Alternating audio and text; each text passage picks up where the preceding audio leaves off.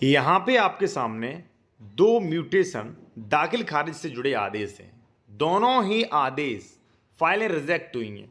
अब कई लोग ज़मीन खरीदते हैं, उन्हें पता नहीं हमारा काम सही हो रहा है कि गलत हो रहा है, और रजिस्ट्री में मिस्टेक के कारण उनके नामांतरण बाद जो भी दावा हैं वो कैंसिल हो जाते हैं। फिर बाद में रेस्टोरेशन कराना, फिर काफ़ी खर्च बढ़ जाता है। तो ये क्यों कैंसिल हुए वो आप समझ लीजिए। क्या सावधानियां रखें रजिस्ट्री में, वो भी मैं आपको समझाऊंगा, ठीक है। और देखिए, अगर आप कोई कानूनी सलाह लेना चाहते हैं, कोई अपना डॉक्यूमेंट चेक करवाना चाह रहा है ज़मीन खरीदने से पहले कि भाई ज़मीन सही है कि नहीं, तो कॉन्टैक्ट नंबर वीडियो के डिस्क्रिप्शन में मेंशन किया गया है। यहाँ पे आप देख सकते हैं 2006 की धारा 88, 89, 90, 97, 98, 99 के प्रावधानों का उल्लंघन नहीं हुआ। इसके संबंध में कुछ भी प्रस्तुत नहीं किया गया। वादी को पूर्व में उपरोक्त साक्ष्य पूर्ण करने का अवसर दिया गया। साक्ष्य संतुष्ट पूर्वक न होने के कारण नामांतरण वाद स्वीकार योग्य नहीं है, अतः निरस्त किया जाता है। और वाद पत्रावली दाखिल दफ्तर हो, यानी कि इनका ये कैंसिल हो गया। और नीचे वाला भी आप इसी प्रकार से देख सकते हो, कुछ इसी प्रकार से आदेश है सेम, ठीक है।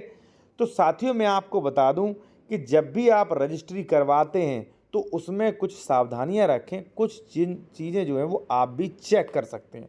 क्या क्या चीज़ें चेक करें वो मैं आपको बता दूं। और देखिए, अगर आपका ऐसा ही आदेश हो गया है तो आपको घबराने की ज़रूरत नहीं है। आप पहले रजिस्ट्री चेक करें, हमारी रजिस्ट्री सही है कि नहीं, ठीक है।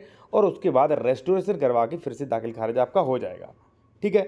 अब मिस्टेक्स कौन कौन सी कर रहे हैं आप, ठीक है ना।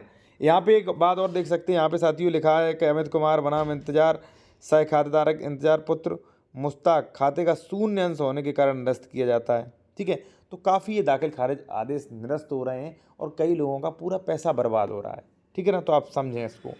फर्स्ट ये साथियों, यहाँ पे लिखा है कि रजिस्ट्री के बाद दाखिल खारिज क्यों नहीं हो रहे हैं। फर्स्ट है कि डॉक्यूमेंट चेक करें। डॉक्यूमेंट्स में क्या क्या चेक करें वो आप समझ लीजिए। पहली बात तो, अगर SC/ST कैंडिडेट की ज़मीन खरीद रहे हैं तो वहाँ पे परमिशन लें। परमिशन नहीं है तो मत खरीदें। अदर कास्ट की खरीद रहे हैं, रजिस्ट्री करवा रहे हैं, तो वहाँ पे एक शपथ पत्र दें कि मैंने 98 का उल्लंघन नहीं किया है, फर्स्ट।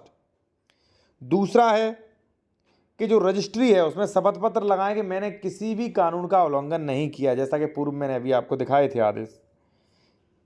थर्ड है साथियों कि डबल रजिस्ट्री आपको चेक करना चाहिए, कि जैसे आप मुझसे प्रॉपर्टी खरीद रहे हैं तो आपको ये भी चेक करना चाहिए कि भाई हमने पूर्व में कभी किसी को डबल रजिस्ट्री या एग्रीमेंट्स, पावर ऑफ अटॉर्नी ऐसा कुछ किया तो नहीं है। इसके अलावा आपको ये भी चेक करना चाहिए कि हमारा इस प्रॉपर्टी में कितना अंश है साथियों, और कितना हमने बेच दिया है, कितना हमारा बाकी है, उसके अनुसार ही खरीदें आप। इसके बाद आप ये चेक करें कि ज़मीन बंधक तो नहीं है, आपकी ज़मीन सरकारी तो नहीं है, आपकी ज़मीन पर कोई केसेस तो नहीं चल रहे। और 143, 80 और अन्य सेक्शंस भी आप चेक कर सकते हैं, ठीक है। तो ये चीज़ें अनिवार्य रूप से चेक करें आप, और उसके बाद ही रजिस्ट्री कराएं, उसके बाद ही म्यूटेशन के लिए आप अप्लाई करें। और साथियों, अगर आप कोई प्रॉपर्टी खरीद रहे हैं, उसका डॉक्यूमेंट चेक करवाना है, तो आप कॉन्टैक्ट नंबर वीडियो के डिस्क्रिप्शन में मिल जाएगा। आप ये सारी चीज़ें आप चेक करवा सकते हैं बेहतर ढंग से।